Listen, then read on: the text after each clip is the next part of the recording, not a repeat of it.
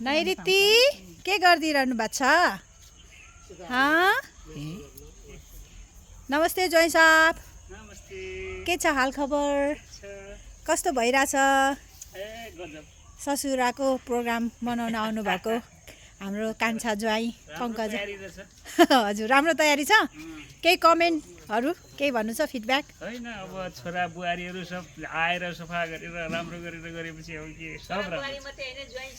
ए ल ल नाति कस्तो भइरहेछ? नाति एकदम मजा आइरहेछ यहाँ। हजुर, अनि सधैँ आउनु पाइरहँ हामीहरू है। ए ल आइरहनु पालिको झन् भव्यसँग गर्नुपर्छ यहाँ। ल ओके छ त। 100 वर्षको। अब अर्को चोरी। अनि मुना दिदी? ठिक छ एकदम राम्रो।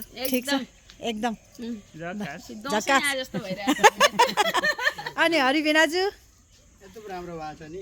अवसर पर्यो, म पोहोर चाहिँ आउनु भएन। हजुर, म त सुरुदेखि नै आइरहेको छु, एक दुईवटा प्रोग्राममा चाहिँ हल्ला होला। ए हो त। बुवा सुनिरहनु भएको छैन हजुरले?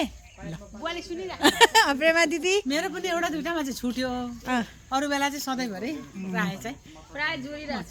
प्रायः जोडिरहेको छ। बाबाज बिग गर्ल। ल hello dad is little girl भने जस्तो क्या।